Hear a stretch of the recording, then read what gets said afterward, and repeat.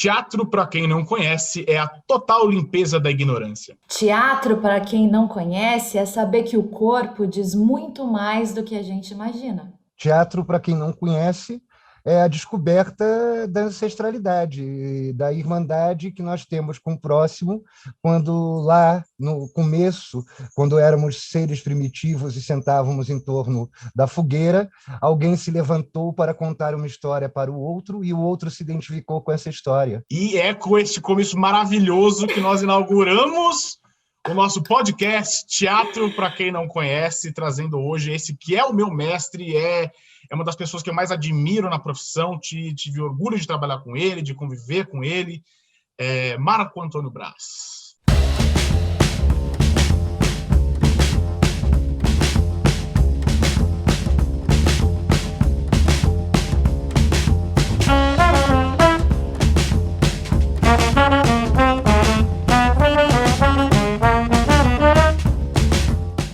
E só para lembrar, quem está ouvindo, não é necessariamente um podcast sobre Nelson Rodrigues. Não tem como falar com o Braz sem falar de Nelson Rodrigues, mas, claro, né, a gente vai mencionar, a gente vai falar a respeito, mas se você quiser se aprofundar em Nelson Rodrigues, eu recomendo primeiramente a leitura.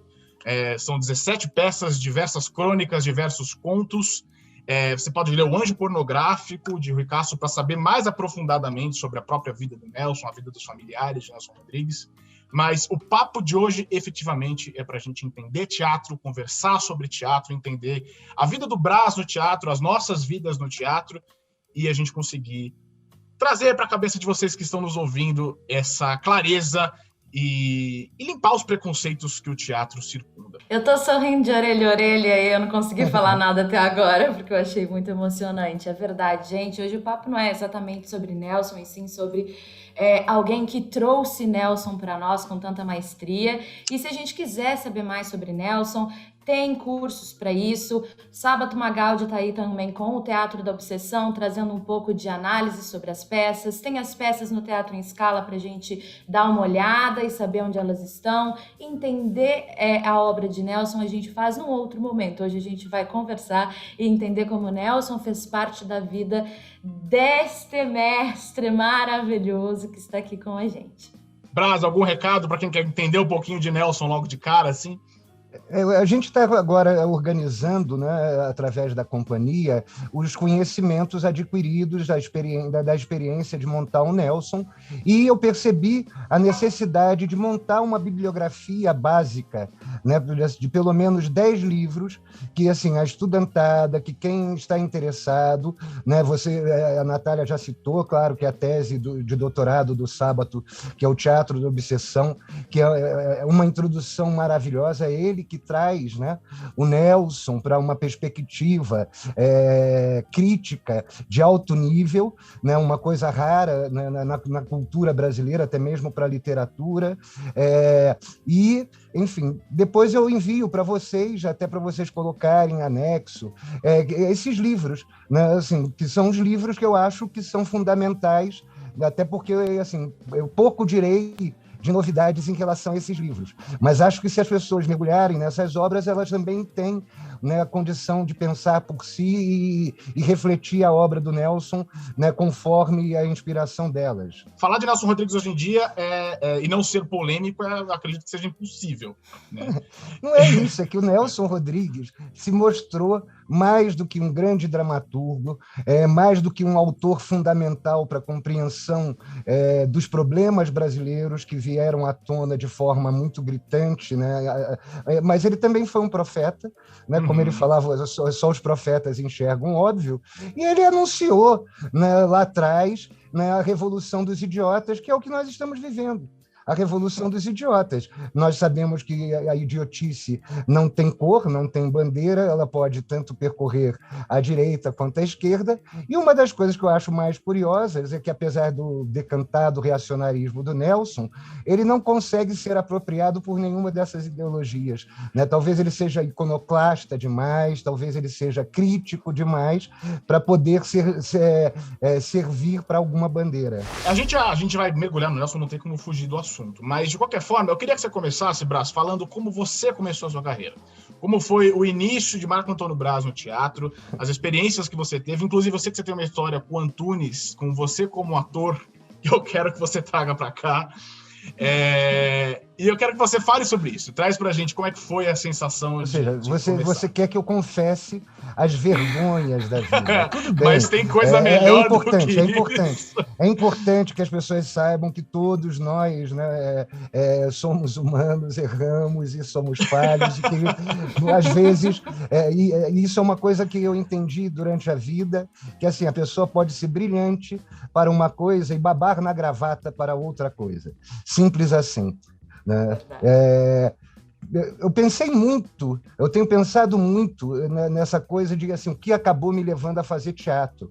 E isso me obrigou a um retorno para a minha escola, a escola Elza Campos, na Tijuca, que eu entrei quando eu tinha 6 anos de idade, e que, por um motivo qualquer, a escola tinha uma aula de artes cênicas.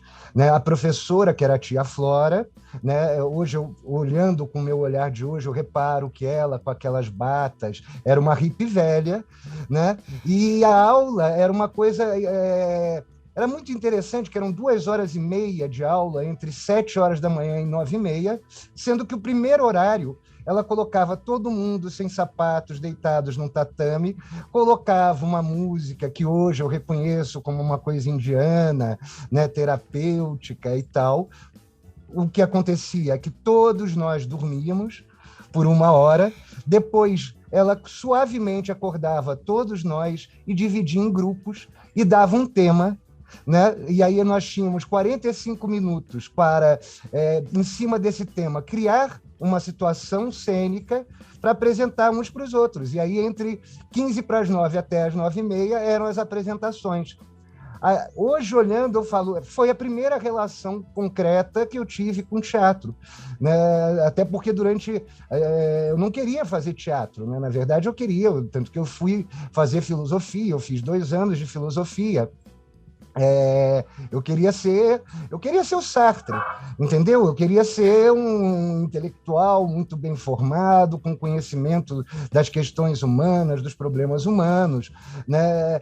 E o teatro, mas ele sempre esteve presente, mesmo no segundo grau, quando eu me mudei para o Colégio São José, o segundo grau, né, para quem não sabe, aqui é o científico, né, e assim, aqueles 3 anos antes do vestibular.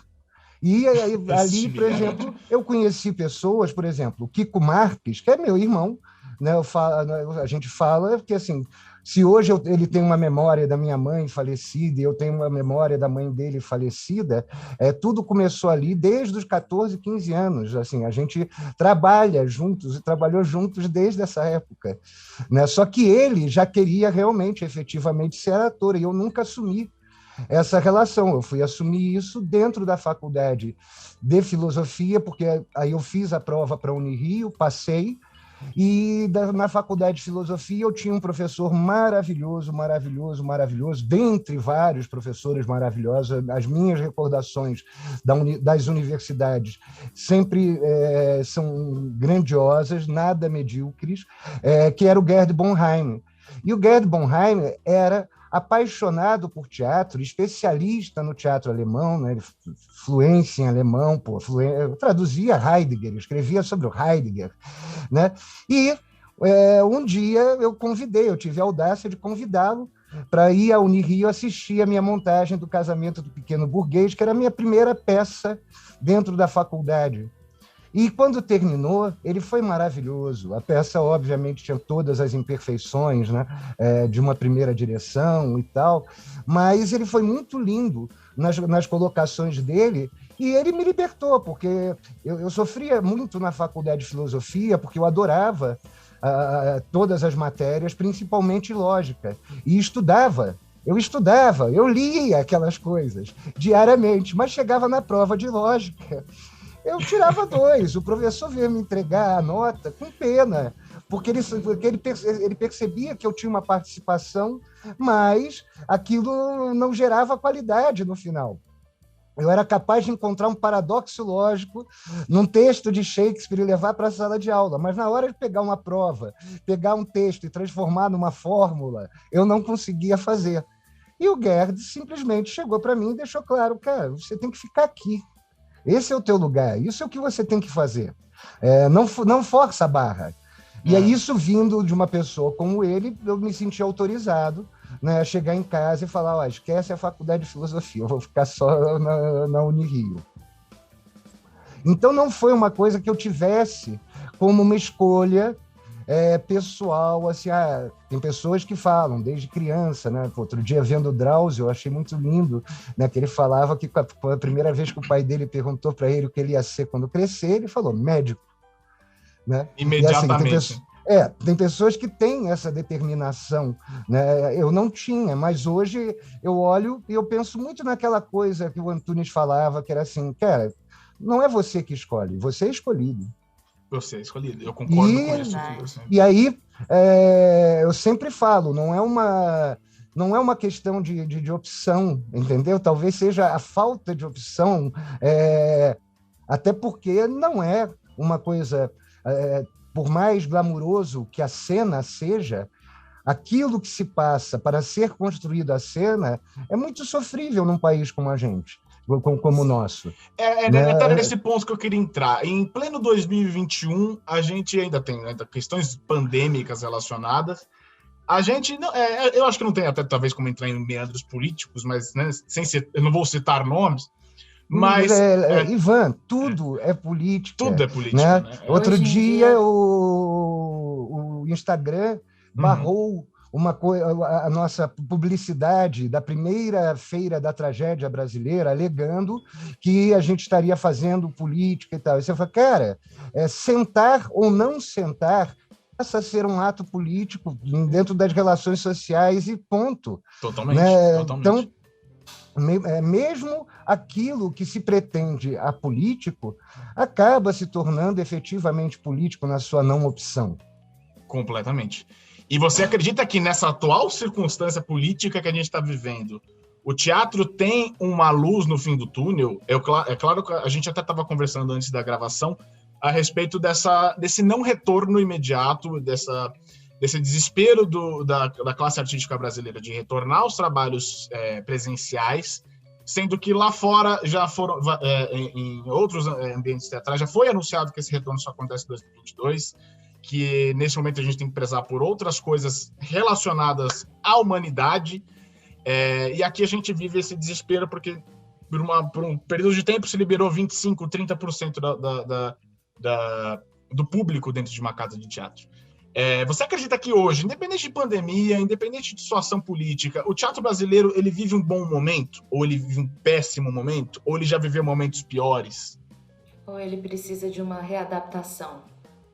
Eu acho que assim, vivemos uma situação complicada, já não é de hoje, já vem de algumas décadas, até porque a procura maior, né, se tornou assim, o teatro como um degrau para uma outra coisa, que é a estrela do audiovisual. E isso implicou numa decadência da própria formação.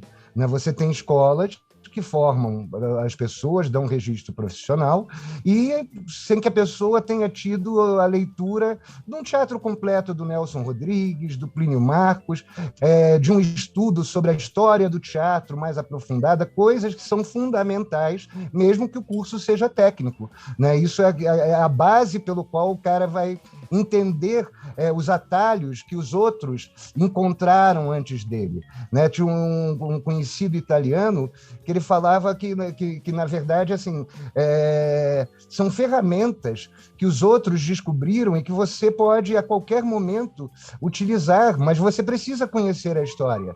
Sem conhecer, você reinventa a penicilina, você reinventa a roda, você acha que está sendo a vanguarda das vanguardas e está fazendo a coisa mais velha, a experiência mais velha que já foi realizada dentro do teatro.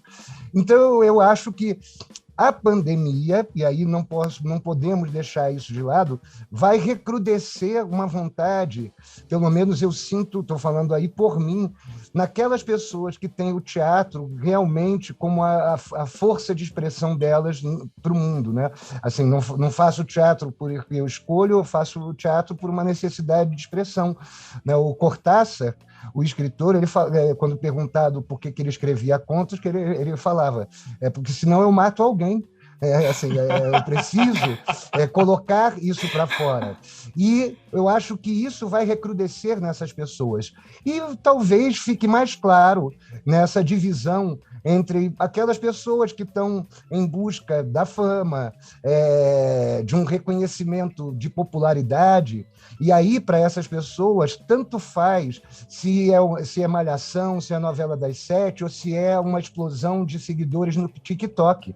O que interessa para ela é esse conhecimento, não tem essa relação de colocar, né, diante dos outros aquilo que fere, assim, o coração sangrando, entendeu? As nossas grandes angústias e dúvidas. Então, eu acho que esse caminho vai se dividir, e isso pode fortalecer o teatro, né? No sentido de que, assim, as pessoas que aqui estão fazendo, elas estão fazendo isso porque não é nenhuma escolha, é a maldição que elas carregam, entendeu? É representar no palco esse espelho do país ou das dores do ser humano. Eu assino embaixo. Nath, você ia falar alguma coisa? E eu lembrei, inclusive, né, de uma frase do Stanislavski, que é ame o teatro em você e não você no teatro, né, porque resume bem o que o Brás acabou de falar, no sentido de que a gente precisa, né, a gente tem a arte aqui, por mais que eu tente fugir por todos os lados, eu sou sugada por ela, porque ela me escolheu, eu não consigo viver assim como o autor disse, eu escrevo contos porque senão eu mato alguém, eu faço teatro porque senão eu mato alguém, mas essa diferença, né, no ego do ser humano, da gente entender que agora, no meio da pandemia, eu vejo como se fosse uma peneira, né? Ficam agora aqueles que realmente necessitam da arte como expressão artística, como expressão psíquica, e então eu acho que, né, por mais difícil que seja esse momento, está acontecendo uma peneira nesse movimento, né, artístico, dentre os atores, no caso. Eu acho que... Eu tive uma experiência agora, né, no grupo, a gente recebe mensagens de pessoas. E aí, durante a madrugada, 2 dias atrás, alguém me mandou uma mensagem: por favor, você pode me ajudar? Eu falei, claro. Não, porque eu quero ser ator. Aí você fala, eu posso indicar algumas escolas. Não, eu quero ser ator de cinema. Você fala, não, também tem escolas específicas, né, para o audiovisual, né, interpretação para cinema. Não.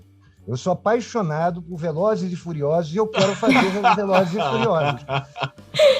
E aquela ingenuidade me doeu, porque eu senti uma ingenuidade, assim, eu falei, cara, como é que eu vou explicar para ele? Porque, assim, ninguém tem o direito de derrubar o sonho de ninguém, por mais ingênuo que seja. Mas eu precisava falar para ele, cara, olha, isso aqui não é assim, entendeu? Você precisa, mesmo o menino do Velozes e Furiosos, ele estudou. Totalmente. Entendeu? Ele não tirou só uma carteira, ele não é uma carteira de motorista que ele tem. Seria maravilhoso se fosse só isso. Ele representou outros papéis antes, né? Tem informação de fato, né? E é muito curioso em você perceber assim, meu Deus do céu, que tipo de ilusão, que tipo de ingenuidade está sendo colocada e construída numa geração, porque a minha geração, né, eu tinha muita consciência do que era o teatro, a gente assistia teatro e reverenciava, né, os grandes artistas do teatro, né, se tinha alguma coisa que era interessante para a gente no audiovisual, era naquilo que o audiovisual, que ainda não havia se descoberto por si, né, era aquilo que roubava do teatro. Então, assim, as melhores novelas, texto era do Dias Gomes, né? Assim, eu lembro até hoje, quando o Paulo Altran foi fazer a primeira novela, ele foi anunciado para o Brasil que, assim, pela primeira vez, né, assim, o maior ator do teatro brasileiro. Ser o maior ator do teatro brasileiro era algo, entendeu? Efetivamente bacana para toda a sociedade. Sim. E isso foi se perdendo. Foi se perdendo. Então, assim, eu espero que agora, diante dessas... E justamente essa separação de um joio do trigo, e sem demérito ao audiovisual, nós temos grandes atores que jamais fizeram uma peça de teatro. A Glória Pires, que Glória Pires, exatamente.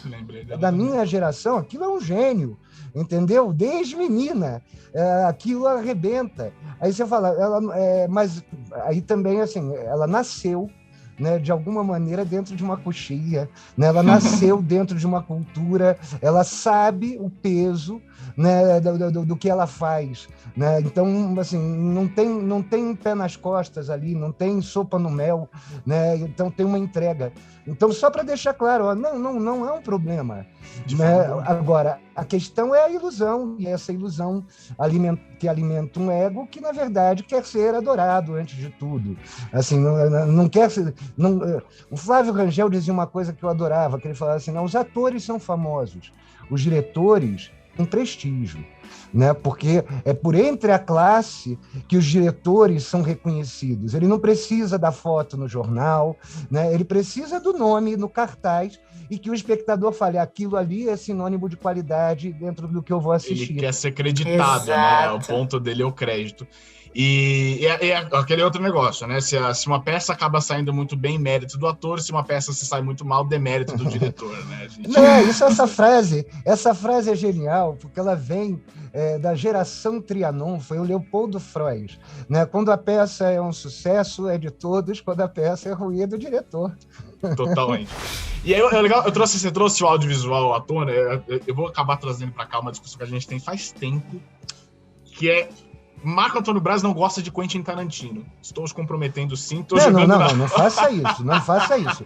Eu não gosto, eu não sou fã de carteirinha de vários filmes. Alguns eu idolatro, assim, quando eu vi Cães de Aluguel, eu parei e falei, cara, toda a estrutura do roteiro de Cães de Aluguel é uma estrutura clássica, assim, trágica, aristotélica. E o desenvolvimento, pelo amor de Deus, de todos aqueles atores, o que é o Steve Buscemi, o que é o Harvey Keitel. Agora, aquelas coisas onde ele sistematicamente faz em cima de citações, sem dar um salto de qualidade, aí eu falo, engana a trouxa, você está gostando disso, né? Você está gostando de Jack Brown porque você não assistiu o Grande Assalto do Kubrick em 58. Assiste o original e você vai saltar da cadeira.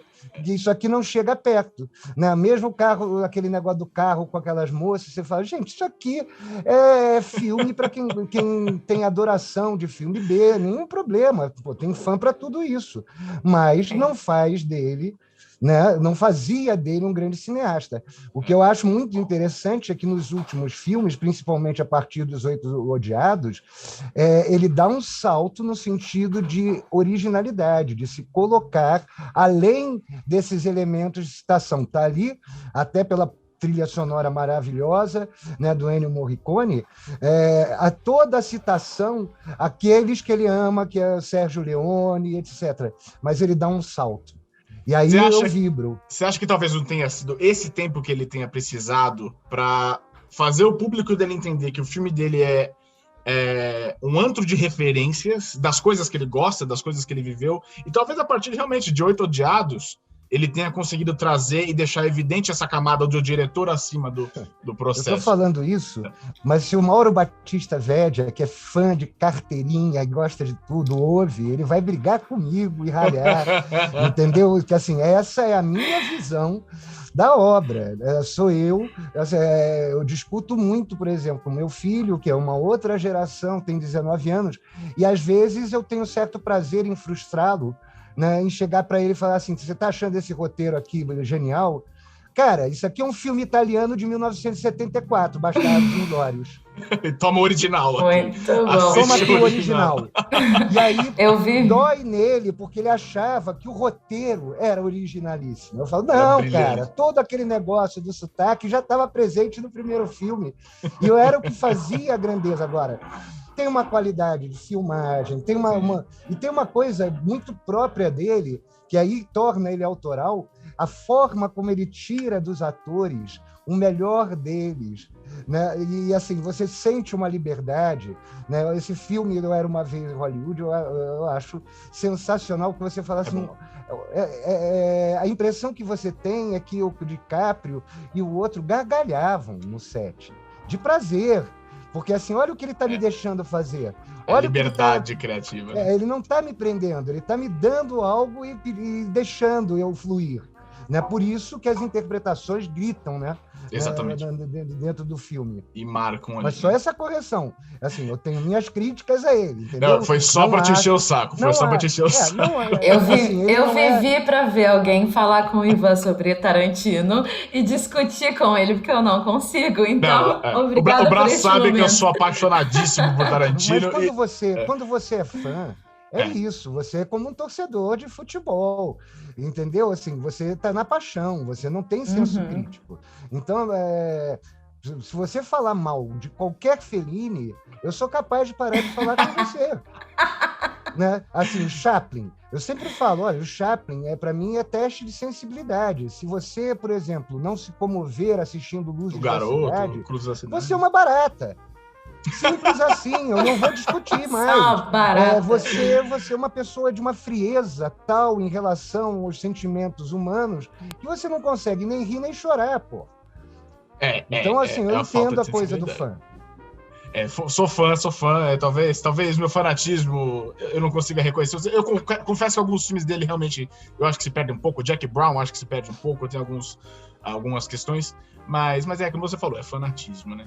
Que inclusive, é até bom pra gente voltar. Você mencionou futebol e você mencionou fanatismo. Temos aqui a Dona Natália, fanática por Nelson Rodrigues. Nossa, fanática foi pesado. Você é apaixonado. Eu tenho um termo pior. Quando me falam assim, mas você é um conhecedor, eu falo, não. Vou ser simples, eu sou um tarado.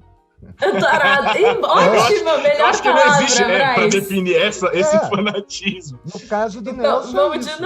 Vamos de novo. Eu sou o quê? Você é uma tarada. Eu sou uma tarada de Nelson Rodrigues. Ok.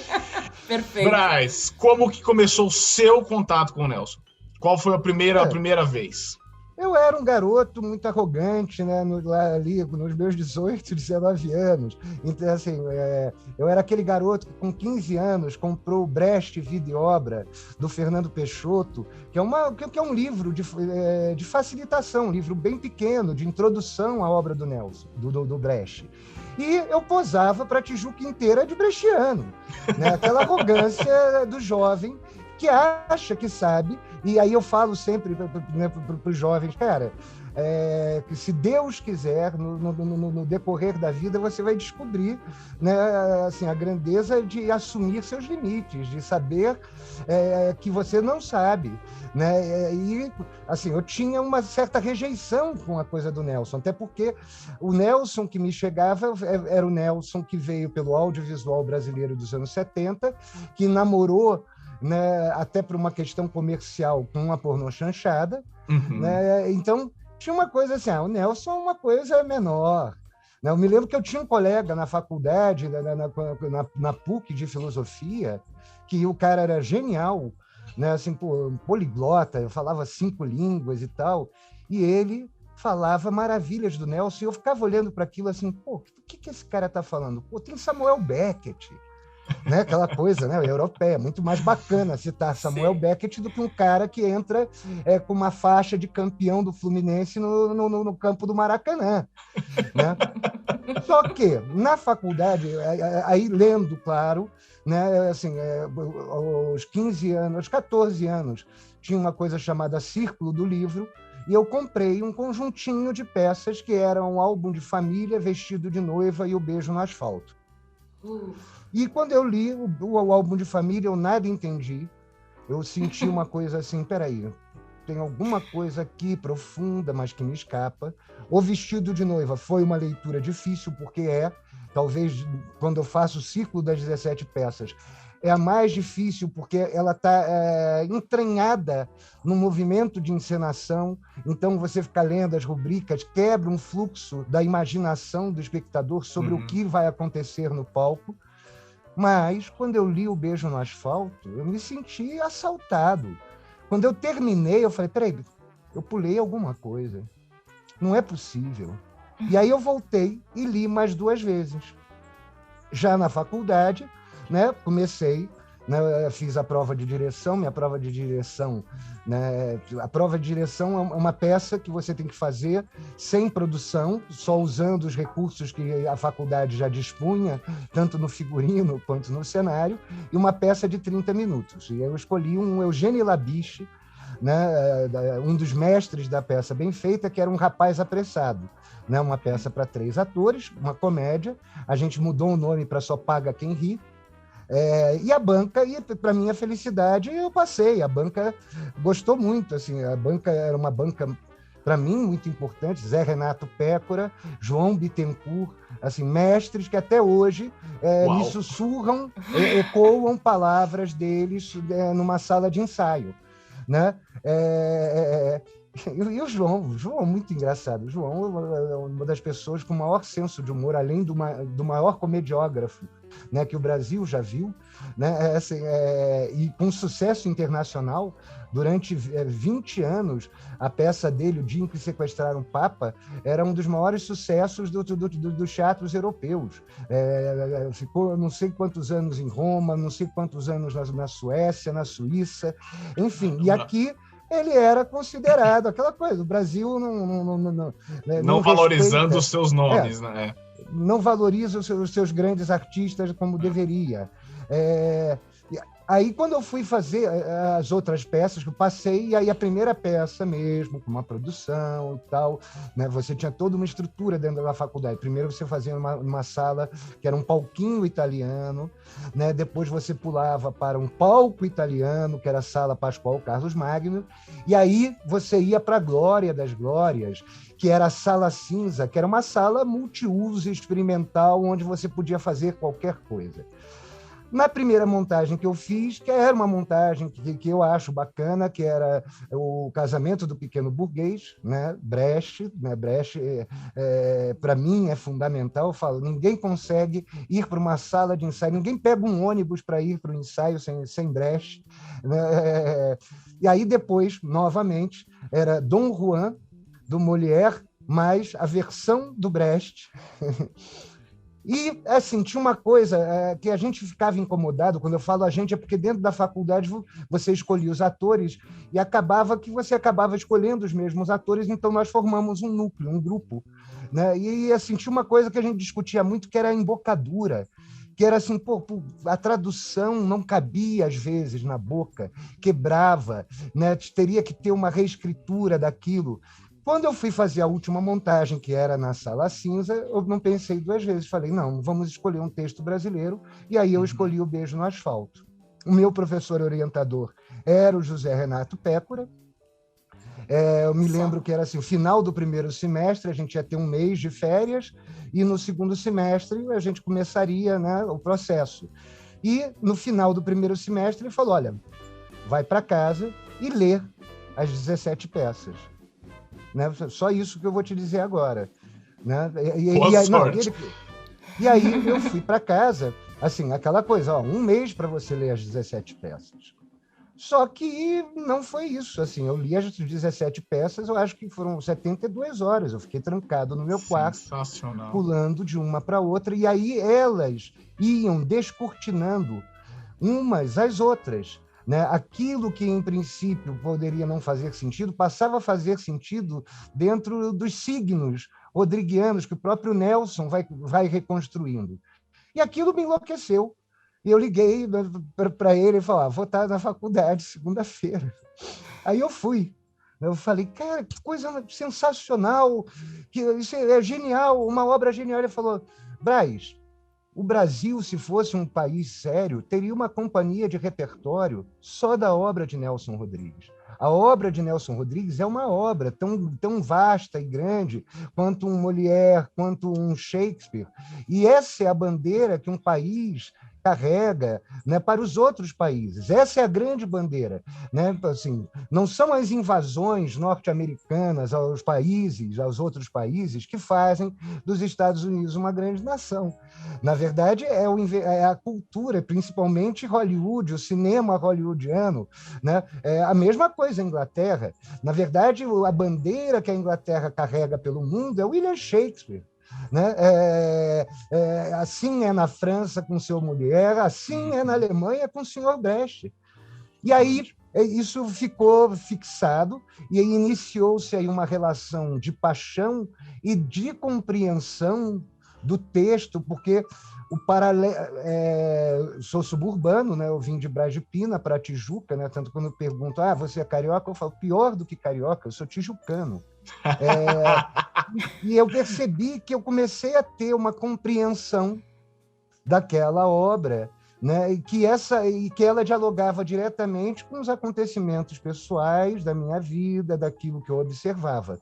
Só fazendo um parênteses, né? Eu comecei a ver teatro muito cedo. A peça que mudou a minha vida, que me desviou, que me falou assim, cara, isso aqui... Eu me lembro até hoje que quando a peça terminou, eu fiz uma pergunta que eu nunca tinha feito diante de um espetáculo de teatro, que era assim, cara, quem é que organiza isso? Quem é que faz isso? Quem é o diretor? E a peça era o Macunaíma. Eu assisti 7 vezes. O Kiko Marques também assistiu 7 vezes. Nós íamos, garotos, encher o saco do elenco. Ao final de 4 horas de apresentação, né? Ia lá para pedir autógrafo, para ficar conversando com eles. E logo na sequência, o Antunes apresentou com o grupo o Eterno Retorno, que foi a primeira vez que eu assisti o Nelson sem aquele olhar superficial, vamos dizer assim, da pornochanchada, né, do audiovisual brasileiro, né, das adaptações do audiovisual brasileiro para o Nelson dos anos 70. Ele levou, foi ali que eu entendi a primeira vez o que estava por trás, vamos dizer assim, para usar um termo da Angela Leite, da Flora Sequindi, né, o fundo falso, né, do álbum de família se abriu. Né? Porque era um espetáculo que eram 3 peças, era o álbum de família, Toda Nudez Será Castigada e o Beijo no Asfalto. Depois ele tirou o Beijo no Asfalto, porque, de fato, para caber no espetáculo, ele cortou muito, e a peça já é muito sintética. O Beijo no Asfalto é um primor de síntese, é uma peça que a gente lê em 1h10, desce fácil e, ao mesmo tempo, tem mais acontecimentos melodramáticos do que 370 capítulos de uma novela de televisão. Exatamente. A simplicidade traz o suficiente ali, né? Então, acho que foi nesse momento na faculdade que eu juntei essas coisas e me marcou. Eu coloquei como objetivo assim, você não é um diretor com uma capacidade, um talento visual, né, uma inteligência visual muito grande, até naquele momento o teatro brasileiro era muito apontado pela inteligência visual, assim, grandes diretores, né, Bia Lessa, Moacir Góes, Gabriel Vilela, mas eu sentia assim, você não sabe lidar tanto com a questão estética, mas a questão dramática, que era o que me incomodava, em diversas montagens dessas, que eu falava, legal, a peça é linda, mas o cara não me contou a história. Eu quero a história. Então, eu coloquei como objetivo, bem assim, tanto que eu falo, quando as pessoas falam, você faz bem, Nelson. Por que eu falo? Porque eu sou burro. Eu sou o diretor que o Nelson esperava. Né? O Nelson falava, seja burro, meu diretor. Eu sou esse. Eu não discuto com ele, eu não brigo com ele. Eu não sou fiel, eu sou leal, que é outra coisa, né? Assim, eu crio junto, a partir do momento que eu mergulho naquilo, eu sinto que eu estou dialogando com ele. E que ele me permitiria, então, mudanças. né? Ó, vou tirar isso aqui, vou mexer, né, na ordem disso aqui, né? No Beijo no Asfalto, eu me lembro que eu fiz isso, eu mudei a ordem de uma cena porque eu achava que o ritmo que desaguava a partir do terceiro ato, para ele ser fulminante, eu precisava mudar a ordem de uma cena. Fiz isso com tranquilidade. Aí começaram a acontecer as coisas mágicas.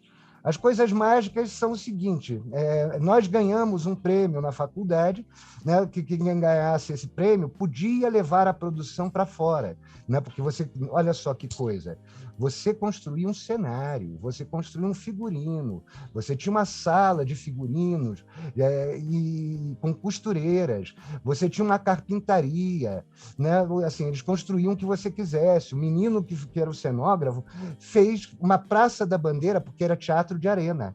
Isso era uma outra coisa, porque assim, eu vou para a Sala Cinza? Não, eu vou tentar fazer aqui uma vingança histórica, porque o teatro de arena era o teatro de arena que foi criado justamente para dar voz à dramaturgia nacional, mas que nunca montou Nelson Rodrigues. Eu falei, não, vamos ver o que é Nelson Rodrigues dentro desse negócio.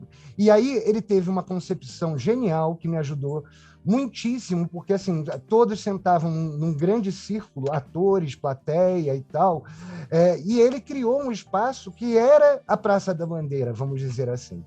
Né? Assim, é como se todos nós formássemos aquela multidão que ocorre em torno do acidente. Né? O que aconteceu? Né? O morto está ali e tal. Isso foi vital, a gente ganhou o prêmio na época e levamos a peça para o Teatro Nelson Rodrigues, que era o antigo Teatro BNH, que mudou o nome para Nelson Rodrigues em homenagem a ele depois da morte dele. Era um palco italiano, mas nós continuávamos fazendo dentro do palco, né? Levávamos arquibancadas, e um dia, era uma sexta-feira santa, a menina que fazia a vizinha chegou no teatro e falou, gente, eu sonhei que o Nelson vinha assistir a gente hoje. Eu falei, eu acho que ele vem aí sempre. A minha surpresa foi quando chegou 8h30 da noite e na bilheteria chegou Nelsinho, Dona Elza, a Crica, filha do Nelsinho, que hoje é uma atriz maravilhosa e que tem um trabalho muito bacana sobre o avô, de resgate e conhecimento sobre o trabalho do avô. Era uma menina de 10, 11 anos, ou seja, chegou a família.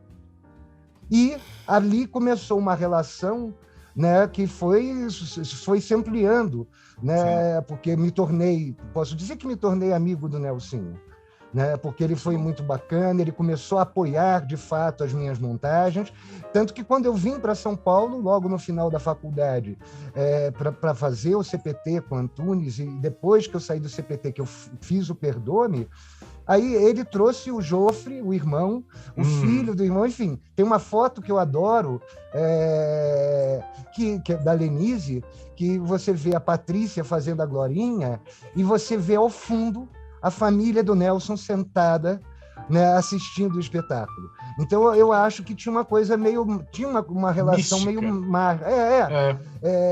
Tanto que durante muito tempo eu falava, olha... tem coisas que assim eu pergunto e o Nelson me responde. Então, eu faço a pergunta, né, e daqui a pouco a resposta vem. Então eu tenho que acreditar que ele me deu essa resposta. Sim. Né? Então tudo aí começou a se misturar e essa coisa de, ao aprofundar as leituras, eu ir tendo um entendimento melhor das minhas dos meus dramas pessoais, da minha família, né, da minha vizinhança, da minha origem, dos preconceitos, das loucuras insanas que acontecem às vezes no seio de uma família, né? Então, para mim, começou a ter um processo também psicanalítico, de projeções.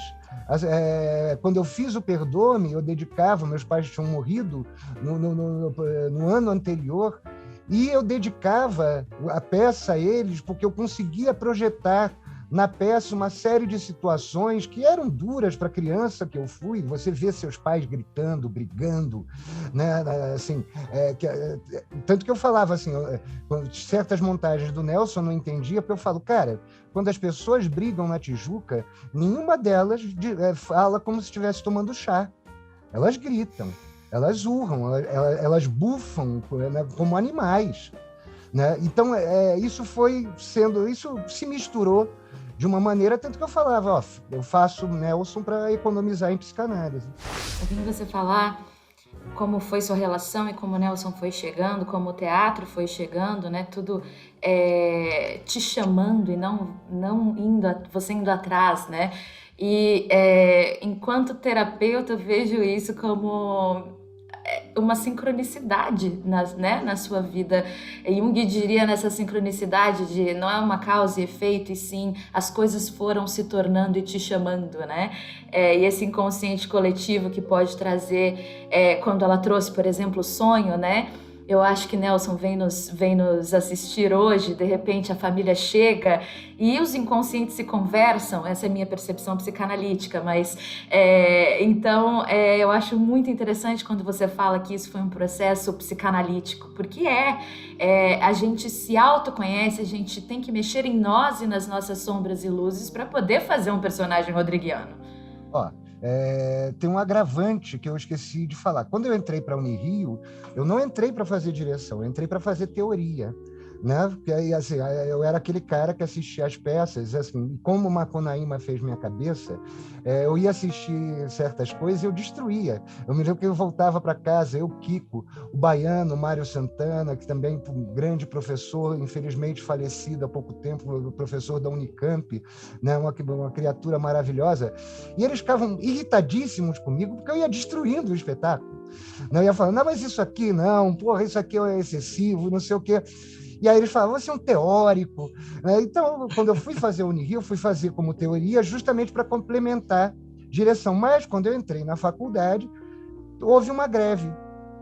E essa greve prometia ser uma greve longa e os funcionários fizeram uma coisa maravilhosa, que era assim, mas os alunos podem entrar nas salas de ensaio e podem ensaiar e continuar trabalhando, mesmo que a gente esteja em greve. E aí a turma que eu fazia se juntou e perguntou, você não quer dirigir uma peça com a gente nesse período, para a gente apresentar e tal, até para arrecadar fundos para a greve e tal.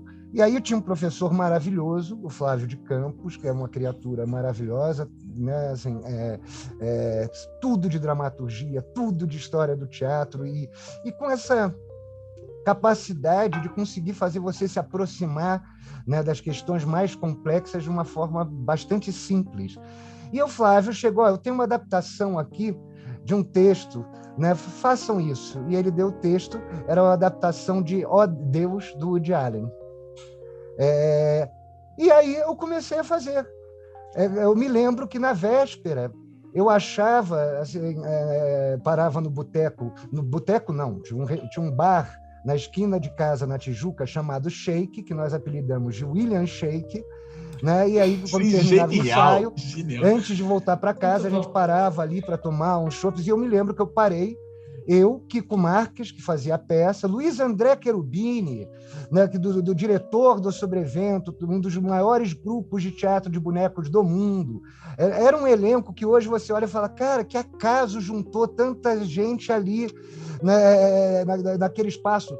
O Cláudio Amaral Peixoto, que hoje é um dos maiores diretores de arte do cinema brasileiro e da televisão brasileira, era ator fazendo curso de cenografia, e eu me lembro que ele montou todo o cenário para a gente com sobras, porque ele era assistente do carnavalesco da Padre Miguel, e aí tudo que sobrava de material ele levava para ir construindo o cenário.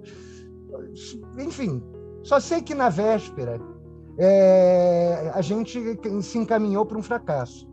Assim, o Luiz André não bebia, e nesse dia ele resolveu beber, e aí eu entendi assim, cara, tá sério isso, amanhã vai ser uma catástrofe. Né? Se o Luiz André está tomando a cerveja, porque pô, nem ele leva fé. Desespero. E aí fomos, e sendo que todos nós éramos calouros. Ou seja, todos os veteranos iriam assistir, eu pensava, pô, vou apedrejar, né?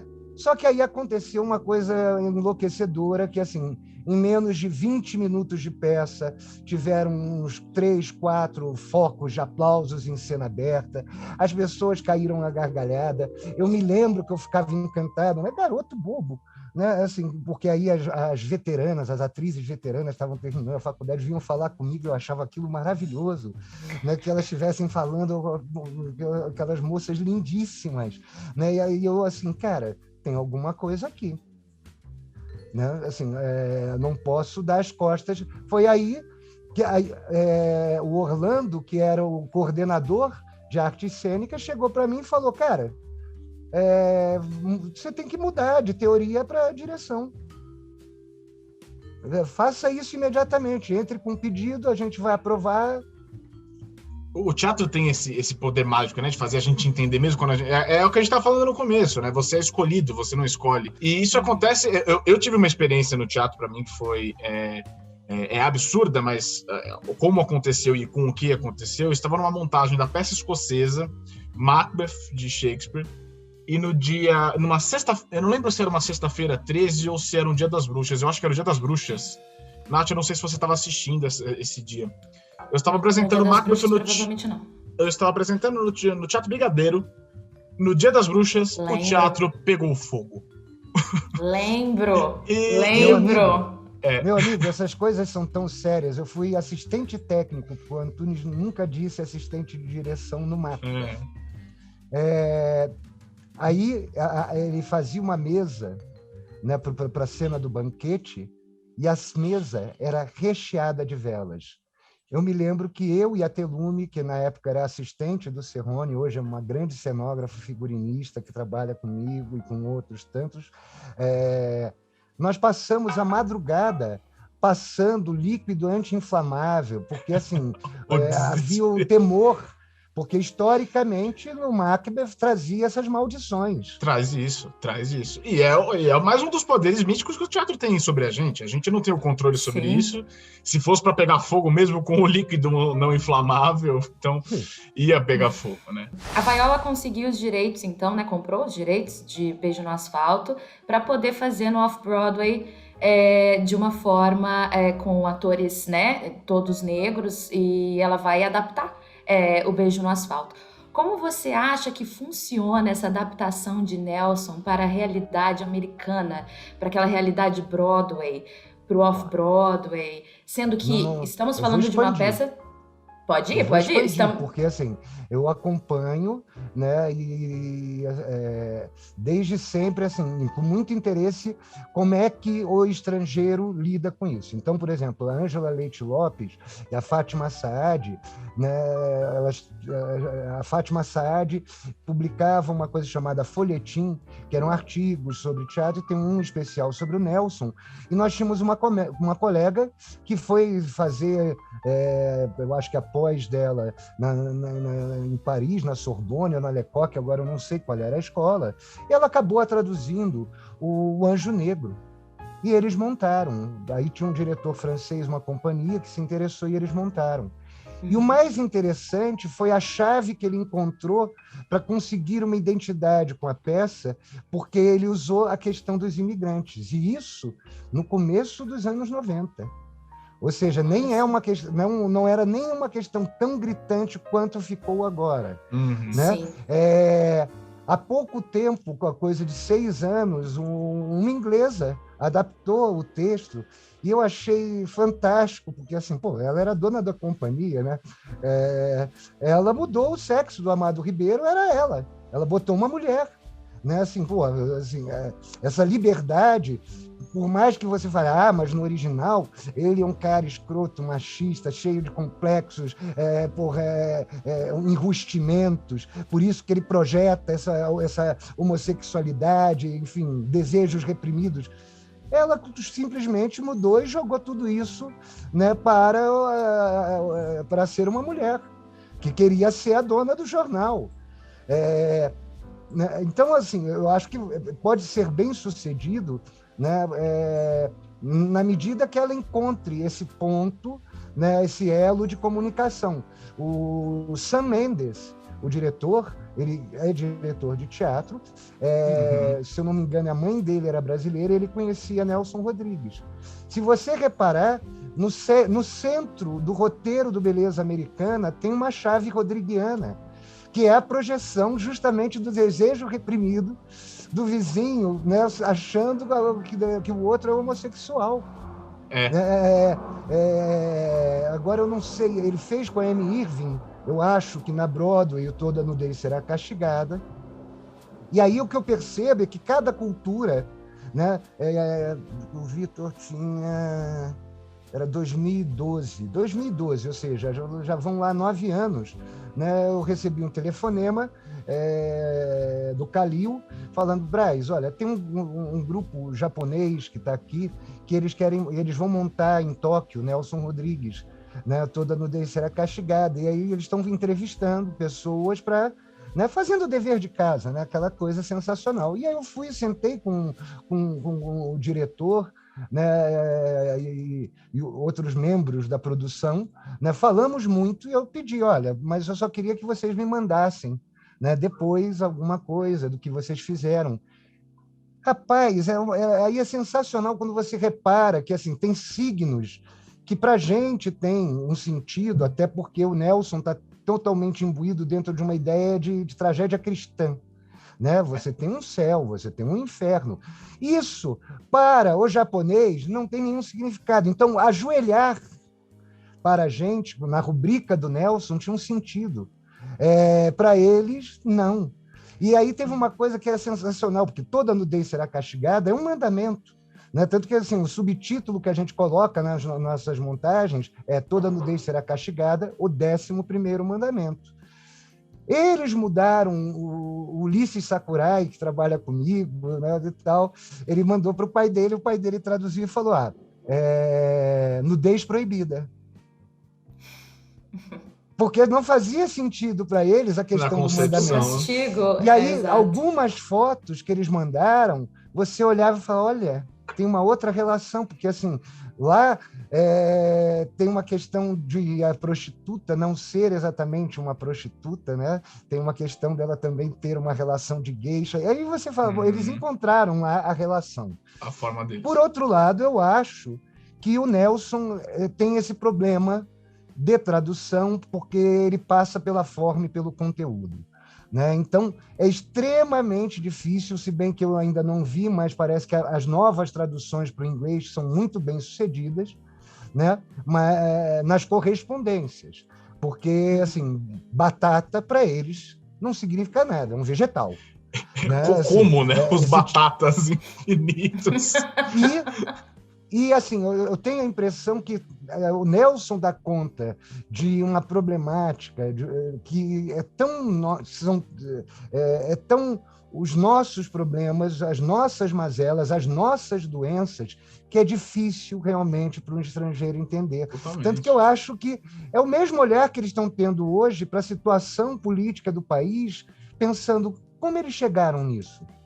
E aí dá vontade de falar para eles assim: cara, deixa eu montar Nelson para vocês. Aí você vai entender. Vocês vão entender o tamanho da nossa doença, né? O tamanho daquilo que a gente tentou varrer para debaixo e que estava aí, e que existia, e que é presente e que veio à tona.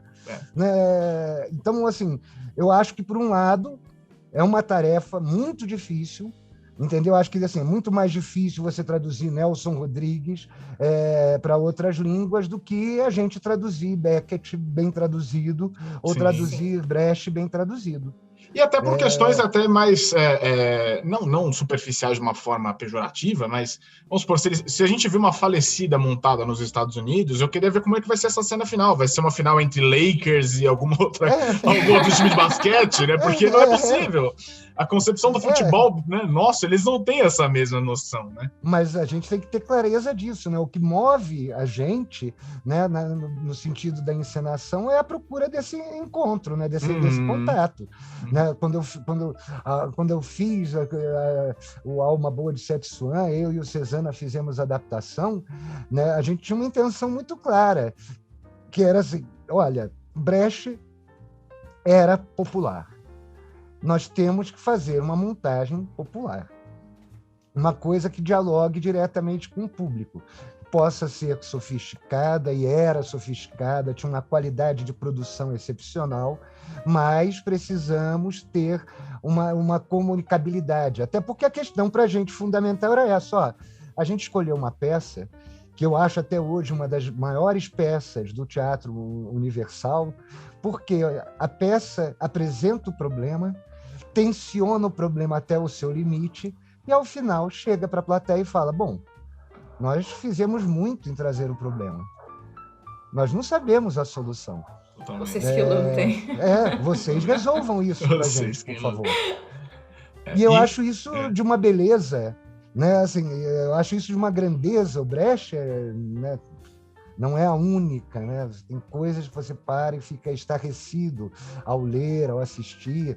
Então, eu acho que tem essa coisa de, o cara vai saber, se o cara quiser montar, ela não escolheu esse texto à toa. Não. A Viola Davis não é leviana. Né? Assim, é uma baita de um artista, um negócio, e ela tem...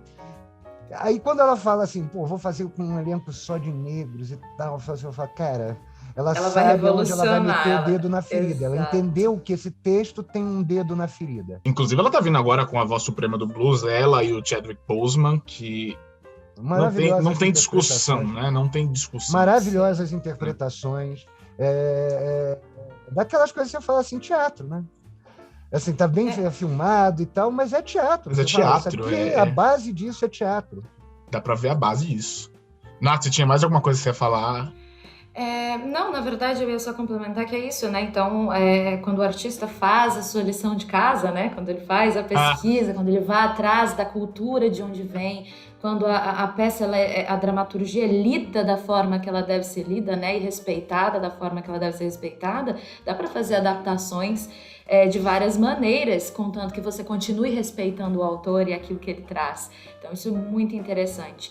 Uma última questão... Só para lembrar, pode falar. O destino da obra-prima é ser destruído, tá? Assim, você tem N, assim, para cada grande encenação de Hamlet, você tem 10 encenações, e esse é o destino das obras-primas, né? Quantas montagens de Nelson Rodrigues você vai ver, você se frustra, porque você fala, cara... por que o cara resolveu bater a carteira do público usando o Nelson Rodrigues? Né? Se queria fazer isso, por que ele não escreveu um texto, ele? Né? Por que não deixou o cara em paz?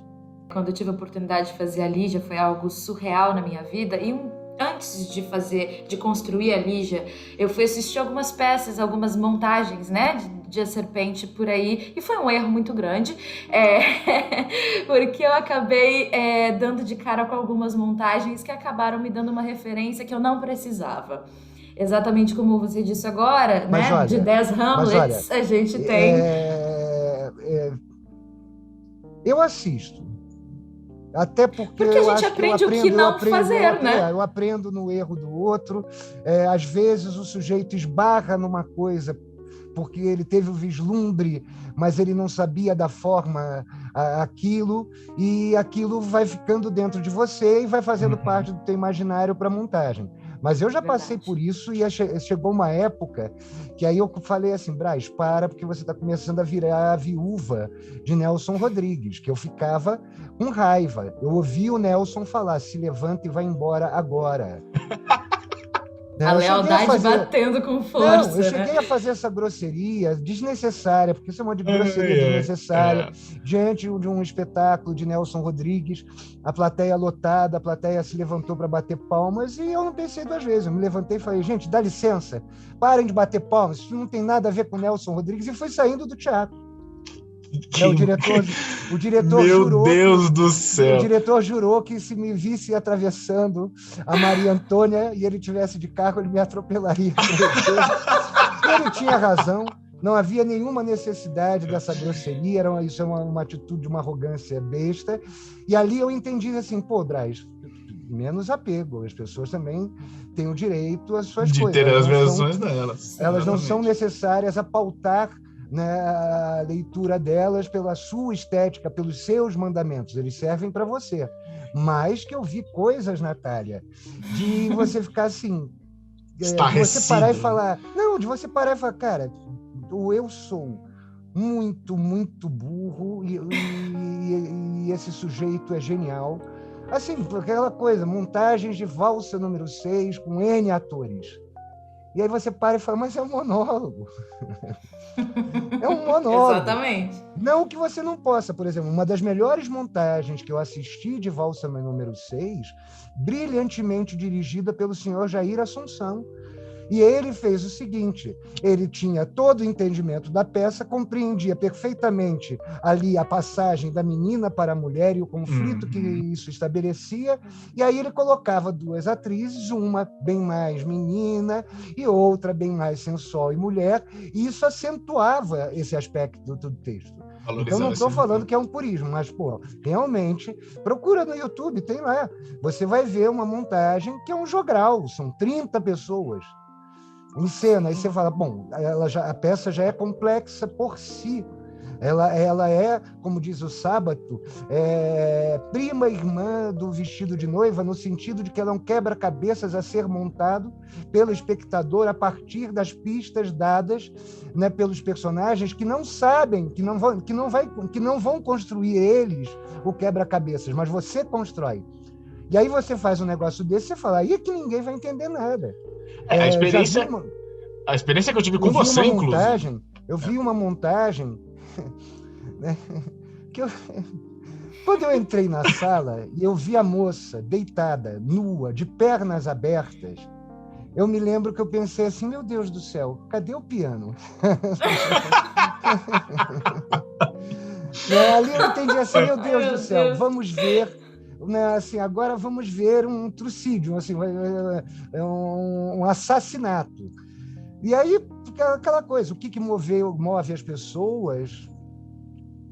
Né? Eu acho que eu até trago, que eu ia trazer, a experiência que eu tive com você mesmo, Nelson, que a gente trouxe, a gente montou Senhora dos Afogados, e eu fui Paulo na montagem de Senhora dos Afogados, o Brás dirigiu, e eu lembro do momento em que eu estava trazendo propostas de Paulo, e decidiu-se que iam ser duplos. E a partir daquele momento, o meu cérebro quebrou até entender os cacos e juntar as ideias de que eram dois Paulos, eram dois Misaéis, eram duas senhorinhas. E foi uma construção na minha cabeça que eu demorei um longo tempo, para compreender essa desconstrução, mas que mensagem que está querendo ser passada com aquilo. Nas Senhoras Afogadas, eu tenho uma paixão por esse espetáculo, assim como você tem com a serpente. É o apego que eu tenho com a serpente, isso. Assim, confessadamente, era um truque, era brincar de ser Antônio Abujanra. O Abujanra, ele fez uma montagem que eu adorava da serpente, mas era isso, tinham 12 pessoas em cena, eu usava cadeiras elétricas, ele levava o negócio a um sentido de alucinação, né, que eu falava, cara, isso aqui é muito, muito, muito brilhante, entendeu? Assim, ele não tinha coisa careta, assim, vou contar só a peça, vou fazer a peça. Não, tinha uma outra coisa, mas você percebia na força da encenação que tinha isso. Hoje em dia, porque quando eu estava fazendo Nelson, quando eu era um pouquinho mais nova, eu não ouvia esse tipo de coisa, mas hoje eu ouço. Esse preconceito de por que você... O Nelson, mas ele era isso, aquilo e aquilo outro, e as pessoas não dividem a pessoa, o dramaturgo da sua obra e etc, e acabam julgando a gente por esse apego às obras do Nelson, por esse apego ao Nelson em si, principalmente enquanto mulheres. Quantas vezes eu já ouvi? Natália, eu acho o seguinte, isso é fruto de ignorância. As pessoas, quando falam isso, elas não têm o efetivo conhecimento da obra. Tanto é que agora, nas últimas leituras, tanto que eu estou escrevendo um livrinho, né, sobre o Nelson para as novas gerações, porque eu percebo que as novas gerações recebem um instrumental, mas não sabem onde aplicar. Isso gritou para mim há 3 anos atrás, quando eu estava numa escola dirigindo, e aí sempre, na hora de escolher o texto, eu falo assim, vamos ler tais peças e vamos debater. E aí eu tinha escolhido Molière, né, que eu tenho adoração, eu falei, vamos ler Escola de Maridos e Escola de Mulheres. Quando foi começar o debate, uma moça maravilhosa, uma atriz maravilhosa, mas muito jovem, chegou e falou, eu não gosto desse texto porque o Molière é machista. Aí eu parei, desenvolva. Conforme ela ia falando, eu via assim, cara, ela não entendeu que uma peça, dentro da estrutura dela, você tem o protagonista, você tem um antagonista.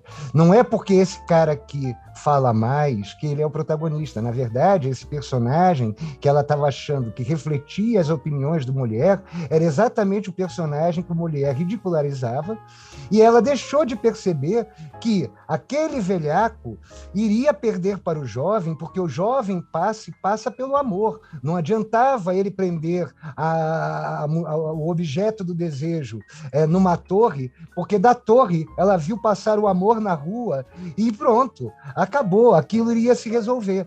Então, hoje eu reparo, né, assim, hoje nós temos conceitos, e o conceito é fundamental, porque os problemas sempre existiram, só que o conceito ajuda a gente a radiografar e compreender, né, o problema dentro da sociedade. Então, hoje você tem o conceito do racismo estrutural. Eu te mostro nas peças do Nelson as denúncias de racismo estrutural, em todas elas. Ou seja, quem fala que o Nelson é racista na sua obra, ou não conhece a obra, ou não sabe ler, né? O que faz parte dessa falta de cultura, né, que a gente já se referiu no começo. Né? A mesma coisa, por exemplo, cultura do estupro. Poxa, o que é Bonitinha Mais Ordinária, onde acontecem 7 estupros, do que da denúncia de que esse país tem uma cultura do estupro? Totalmente. Agora mesmo. Né? E aí, aquela coisa, o Nelson, né, abusava da fantasia, né? E aí você olha e fala, cara, agora mesmo saiu o caso do cara, do velho que era dono das Casas Bahia. Por você ler a matéria e você fala, esse cara é o Werneck. É o Werneck. Verdade. Né? Chega no final, crianças de 12 anos. Eu estupro crianças e tal, e depois eu falo, eu pago, eu tenho dinheiro. Então, assim, esse entendimento que eu acho que as pessoas estão com os instrumentos e não estão sabendo como usá-los, e aí elas deturpam. Quanto à crítica que a esquerda, uma esquerda burra, tem sobre Nelson Rodrigues, essa é uma crítica extremamente leviana que leva, inclusive, a calúnias, a fofocas. Então, tem uma fofoca que, assim, a primeira vez que eu ouvi foi em São Paulo, né? Eu não vou dizer o nome, mas uma grande dama do teatro brasileiro, muito engajada, comunista de carteirinha, né? Quando terminou de ver minha montagem do Perdoa-me, falou, a montagem é maravilhosa, mas você tem que tomar muito cuidado com Nelson Rodrigues. Ele apoiou a ditadura militar e ele entregou o próprio filho ao Médici. Cara, naquele momento aquilo me doeu, porque assim, já conheci o Nelsinho, né, há pelo menos 10 anos, já tinha ouvido N vezes o depoimento dele sobre a situação dele, a relação dele com o pai. E, por mais que o Nelson, de fato, tenha feito um elogio bobo, infantil e leviano ao Médici, antes do Médici se tornar presidente, e o motivo é óbvio, Nelson achava que o Médici, porque era Flamengo e ia todo domingo ao Maracanã, seria um presidente mais ligado ao povo. Uma baita de uma ingenuidade. Mas ninguém pagou mais caro por essa idiotice do que o próprio Nelson, porque o Nelson praticamente assim, caiu doente para o resto da vida depois que ele soube da tortura do Nelsinho, que o Nelsinho havia sido torturado. Então, quando as pessoas falam isso, você fala, você não tem ideia do que é a pessoa ter o filho torturado. Você não sabe o que você está dizendo. Né? Mas o brasileiro tem isso. Assim, o negacionismo não é só de um lado, ele existe de um lado e do outro, a pessoa não quer saber. A pessoa chega, não quero saber. Para mim é melhor que o mundo seja dividido em bem e mal, entendeu? Em certo e errado, em direita e esquerda. Aí você fala, cara, a vida não é assim, o mundo não é assim. Conheço pessoas com discurso político maravilhoso e que nos seus lugares de trabalho cometem assédio sexual, moral, que são machistas, que dão porrada na mulher. Mas, na hora de fazer um discurso em defesa de uma sociedade igualitária, falam muito bonito. Aí você fala, gente, é a hipocrisia. Aí é uma coisa que o Nelson ensinou sobre o país. É assim, o Brasil tem uma hipocrisia endêmica, né? Assim, faz parte, e ela grita. Como é que as pessoas não reparam nisso? Né? Então, a coisa assim, o Nelson tem personagens que não existem, são muito caricatos e Muito tal. Você pelo fala, contrário, né? São Olha caricatos. João de Deus, você tem João de Deus, por exemplo. Eu te pergunto, a Damares não é uma caricata? Completamente. Ela é mais caricata que a tia solteirona do Viúva Porém Honesta. Totalmente. E aí o que eu acho mais engraçado é que as pessoas não se deparam assim, não aceitam, olha, está aqui no texto do cara. Agora, na leitura do Viúva, a gente caiu na gargalhada no começo do segundo ato, quando o médico anuncia, né, que a Ivonete está grávida. E o pai, o JB, fica furibundo e fala, repete, né, está grávida. E aí ele avança para o doutor Lambreta, e o doutor Lambreta diz, não sou eu que o diz, é a ciência. E aí o doutor JB fala, processo a ciência. Tá aí, né? Aí você fala, temos hoje. Aqui, ó, tá aqui, isso aqui, isso Abre é agora. qualquer jornal que você tá lá. Realmente. É o que a gente estava discutindo no começo, realmente, né? Desvirtuamos a cultura no país. Não, né? Perdão, só para fechar uma coisa que eu acho muito cara. Dentre essa última leitura, uma das coisas que mais gritou para mim, que aí a gente, desde a época da faculdade, uma vez por ano eu faço essa coisa de um ciclo de ler as 17 peças na ordem que elas foram escritas e tal. E dessa última vez a gente leu procurando foco sobre a mulher. E assim, é extraordinário que aquele cara que discutiu, ironizou, debochou as feministas da época, tivesse, na verdade, na sua obra, uma defesa da mulher extraordinária. Nelson não era um intelectual. Nelson não tinha a capacidade de conceituar, mas a experiência dele de vida, tanto que é só você olhar. O que aquela mulher, na Mulher Sem Pecado, faz ao abandonar o cara, porque assim, no Brasil dos anos 40, a mulher desquitada era maldita. A mulher que abandonava o marido, aí você fala, é de uma força, assim, ela se liberta, ela tem consciência que ela tem que seguir o desejo e tal. Aí você olha e fala, tá bom, e aí pega vestido de noiva. Porra, através de um diário. A outra se liberta e entende a necessidade dos seus desejos. O diário de alguém que estava além do seu tempo, justamente porque estava livre, né, desses grilhões, né, sobre a sexualidade, que era Madame Clécy. Aí você pega o álbum de família, senhorinha dá um tiro no peito de Jonas e se liberta e vai para o meio da natureza. Aí você vai olhando... São raras as personagens femininas que são negativas. Essas ele faz questão de deixar claro, olha, essa é subserviente, essa está a serviço do jogo do patriarcado e do machismo, né? Mas é incrível como esses conceitos estão todos dentro da obra do Nelson. Né? Aí você fala, poxa, custa as pessoas pararem, né? E ao invés de falarem essas coisas simplesmente porque elas querem ter uma segurança, elas lerem e se angustiarem, porque a angústia é o primeiro caminho, entendeu? Para a filosofia, né? Para a reflexão. Não querer se angustiar, aí você fala, então desculpa, cara, geração Nutella. Né? Ontem eu fiquei brigando, né, com os colegas torcedores do Flamengo, porque tem uma geração que eu falo, é a geração de rubro-negros Nutellas. Eles não entendem que o jogo de futebol o outro time joga. Essa é a graça, assim, tem dois times em campo. Eles não sabem perder. E aí, assim, aí isso é de uma falta de fé, que assim, o Flamengo leva um gol, os caras já começam no chat assim, fora Ceni, fora não sei quem. Aí você fala, cara, você é muito infantil, você é muito bobo.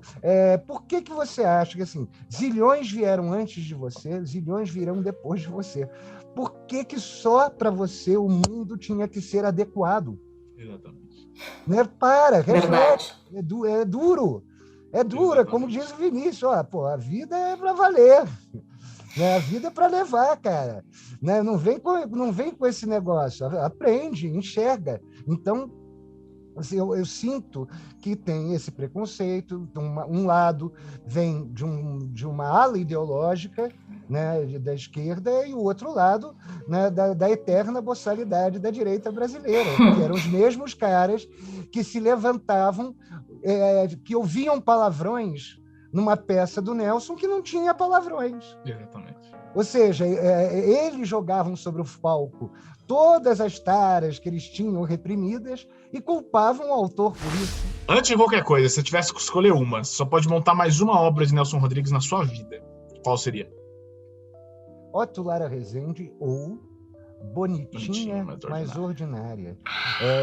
Antes que você pergunte por quê, apesar de todas as atrocidades da peça, eu sempre choro agora na última leitura que a gente fez, assim, não só eu chorei e tal, porque tem uma virada melodramática, bíblica, né? Quando o Edgar fala para a Ritinha, nós vamos beber água da sarjeta, mas seremos felizes. E aí, a frase final é o sol, e aí você se dá conta que durante aqueles 3 atos, eles estavam nas trevas. Né? Precisou eles encontrarem um amor, e tem uma coisa linda, porque o Edgar representa todo o preconceito do macho brasileiro tijucano, e de repente ele entende que isso não tem nenhum sentido, né? Que assim, porra, dane-se que ela foi prostituta, na verdade ela é uma santa também, e aí eu acho essa cena lindíssima, né? Afora que, assim, eu acho que ali tem gritantemente, né, um desabafo sobre o Brasil como Nelson nunca tinha colocado em outra peça. Né? E acho lindo a trajetória, o arco de certos personagens, o Peixoto, né, que é um canalha, mas que depois que sobe na mesa e diz, eu sou um canalha, processo psicanalítico, ele reconhece, né, a própria doença. A partir dali, ele vai ser a solução. Né? Ele vai libertar o Edgar, né, da Maria Cecília. Então, eu escolheria essa peça porque, no fundo, ela ainda deixa, porque o Nelson é extremamente pessimista. Né? O Nelson olha e fala, o homem, o ser humano... Né? Você concorda que ele é um grande existencialista, Marco? Não, aí não Só sei pessimista. se eu estou usando o termo muito restrito à filosofia, né? Mas mas ele com certeza é um moralista no sentido mesmo filosófico, né? Daquele que olha a realidade, aponta, né, a falsidade dos costumes e tal, e absolutamente pessimista. Isso, inclusive, é o que torna crônicas que ele escreveu, né, nas memórias e confissões nos anos 60, coisas que gritam com atualidade para a realidade de hoje. Conceitos que você olha e fala, cara, ele fala aqui do anti-brasileiro. Né? E aí você olha e vê assim, né, certos grupos evangélicos e tal, você fala, porra, isso aqui não pode vingar, por um único motivo, isso é o anti-Brasil, o Brasil não é assim, isso aqui vai até um certo limite, tanto que eu acho que assim, todos vão se vacinar. Uma coisa eu sei, após a vacina, antes que a gente abra os teatros, nós teremos o maior carnaval, né, do século da história do Brasil. Foi assim com a gripe espanhola, e nesse carnaval vai ter um monte de gente que vai entender claramente o seguinte, olha, a vida não era aquilo que eu estava querendo levar e que eu estava trancado numa igreja. A vida é isso aqui, vamos. Né? Nossa, então eu tenho alguma esperança, né, nesse sentido, mas para isso nós teremos que ter esse carnaval. Eu acho que, assim, a chance de não existir esse carnaval é mínima. Já estou pronta com o meu glitter. Eu não sei quantos meses isso vai durar, por exemplo, em Salvador ou no Rio. Verdade. Começa em 2022 para acabar na próxima Copa, que é 2022 também, mas começa em 2022 para acabar em 2026. Cara, a Companhia de Repertório Rodrigues, né, que assim, antigamente nós nos chamávamos Círculo de Comediante, que foi um nome que nasceu na faculdade, por questões, inclusive, de ordem política, Natália, por exemplo, nós éramos uns dos signatários e ajudamos na construção da lei de fomento. E nós fomos o único grupo daquela época que jamais ganhou fomento, porque a gente esbarrava num tipo de preconceito como esse. Né? Assim, Nelson Rodrigues apoiou a ditadura militar, Nelson Rodrigues... Aí você fala, cara, vá. Então, assim, a gente já tinha um movimento de retornar com os trabalhos antes da pandemia. A pandemia só fez com que a gente tivesse que observar assim, a gente precisa se encontrar, e aí foi bacana porque também permitiu encontros que seriam difíceis da gente estar fazendo sem produção, né? Porque assim, Lucélia Santos na casa dela no Rio de Janeiro, né? O Renato Borg, a Miriam Meller, cada um na sua casa, e você montando um elenco de Cécil B. DeMille, né? Então tem essas gravações que estão no ar, né? E que a gente está agora vendo, né, com a prorrogação da Lei Aldir Blanc, se a gente consegue deixá-las por mais tempo, para quando chegar em agosto, que é o mês de aniversário do Nelson, a gente poder fazer um ciclo de todas as peças, né, para ajudar os jovens, os estudantes a lerem a peça. Porque também tem isso, né? A formação escolar se tornou tão precária que o cara não consegue ler, não sabe ler. Não então, tem a prática da leitura. E apesar de tudo, assim, eu me irrito muito, assim, eu parei de dar aula porque chegou uma hora que eu ficava assim, o cara acha que eu sou o Google, né? O cara lê diáfana. Aí ele, o que é diáfana? Aí você fala, tá escrito Google na minha testa? Você não tem um celular? Tem 3 dicionários nesse celular, cara. Tinha um site antigamente que era sensacional, que chamava Deixe-me usar o Google para você. E era literalmente um Google guiado. Era o necessário. Então, era assim, maravilhoso. A gente está com esperança de que a gente consiga apoio para, de fato, conseguir, em 2022, ter a companhia de repertório, colocar as primeiras peças do repertório. A idade também permite um planejamento melhor. A gente tem como modelo de companhia, a gente não é grupo, é companhia, é muito diferente. Grupo tem algo a ver com família. Não, me tira dessa. Né? Companhia, a gente se encontra porque a gente bate um bolão sobre o palco. A gente não precisa sair juntos, beber, ficar abraçados ao final. Né? Inclusive, podemos torcer por times diferentes e votar em presidenciáveis diferentes, mas subimos no palco e jogamos. E um modelo que a gente tem é o Berlin Ensemble. Dentro dos nossos cálculos, se a gente consegue as verbas, né, e o alvo é resgatar o Teatro Maria della Costa, o que resgata um teatro é a alma do teatro, e a alma do teatro é um repertório. E por que o Maria della Costa? Porque a Maria della Costa, né, fez naquele teatro o primeiro Nelson Rodrigues, feito em São Paulo, que foi justamente Senhora dos Afogados. Né? Então, linkar as coisas com a sua essência, com a sua história. Aí o plano seria assim, em 4 anos, né, a gente conseguir levantar as 17 peças. Antes que perguntem, eu não vou dirigir as 17 peças. Eu vou dirigir algumas das primeiras, até por uma questão econômica. Mas a ideia é convidar outros diretores, assim como a gente vai ter... você tem um núcleo rígido que participa da companhia, mas atores convidados, cuja troca com o teatro é fundamental para o trabalho deles também nas outras áreas que eles fazem. Né? A gente fez a primeira leitura do Toda Nudez no final do ano passado com o Matheus Nastergaile, né? E foi uma leitura maravilhosa. Ele não pôde fazer agora justamente por conta de compromissos. Né? O Silvio fez brilhantemente. Né? Mas aí você fala, são pessoas que entendem essa troca, essa relação. Né? Eu vou emprestar ao teatro, né, um pouco da fama que eu tenho, mas o teatro está me dando algo também fundamental para o meu trabalho. E é isso. Vamos ver se a gente consegue. Eu acho que a gente consegue. Tá? Eu acho que sim. Eu tenho a sensação de que, assim, se eu insistir um pouco mais, isso se dará, porque, por mais que tenha os discursos contrários, falar assim, olha a realidade. Um mote que a gente tem usado, olha, o Nelson é a maior vacina que a gente tem para essa ignorância que nos atingiu. Tanto que a gente fala, não quero fazer para gente de teatro, eu não quero pregar para convertidos, eu não quero fazer para o pessoal da Praça Roosevelt. Eu quero disputar com o Templo do Salomão.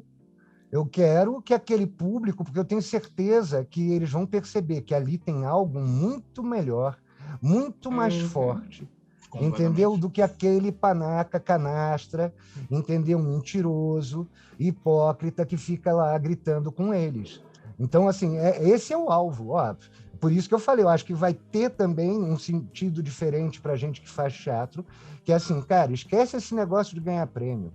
O maior prêmio que a gente pode ter é público, né? Um público que desgoste, que volte, que fale, cara, eu vi ontem uma coisa que, assim, eu quero voltar para ver, eu quero ir de novo ao teatro. Então, lembrando, pessoal, foi um podcast sobre Nelson Rodrigues, foi um podcast para a gente entender como está a nossa visão do teatro brasileiro, a nossa visão do teatro sobre Nelson Rodrigues, a visão do Brás sobre o teatro brasileiro e Nelson Rodrigues. Se você quiser conhecer mais sobre Nelson Rodrigues, tem vídeo no Teatro em Escala, tem curso da Lux vindo com curso de montagem de Nelson Rodrigues para a gente estudar 8 meses, ler as 17 peças, entender quem foi, por que era necessário, da onde veio esse expoente absurdo que a gente tem que valorizar no nosso teatro brasileiro. Você não vai contar a história do Antunes mesmo, né? Só vai desviar. Não, assim, o Antunes pediu que eu fosse stand-in no Macbeth. E aquilo me alucinou, porque eu nunca quis ser ator. Essa praga, essa maldição, nunca tive. A minha maldição é ser diretor. Né? O palco, assim, subir no palco, representar. Então, eu comecei a me preocupar com a saúde dos atores, porque assim, eles não podem sair. Eles não podem ficar doentes. Se alguém ficar doente, eu que vou entrar. Eu não quero isso. Até o dia que um menino que fazia o Macduff anunciou a saída e o Antunes falou, prepara a cena, que eu quero assistir a cena semana que vem. Foi um terror para mim decorar o texto, e eu fui fazer a cena, né? E eu subi no cenário, comecei, horror, horror, horror. Como se fosse uma cena de Monty Python, o Antunes e todos os outros atores começaram a cair na gargalhada, e eu ficava olhando para eles, e aí ele falava assim, repete. Aí o horror, horror, ele quá, quá, quá, quá, quá. Ele não consegue falar os R's.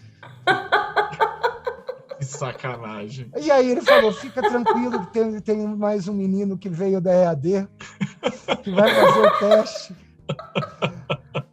Aí eu entendi assim, meu Deus do céu, mas para mim é muito claro isso, não é o meu espaço. Na faculdade eu tive que fazer, né, uma peça como ator, e eu ouvia vozes dizendo, não é aí, sai daí, teu lugar não é aí.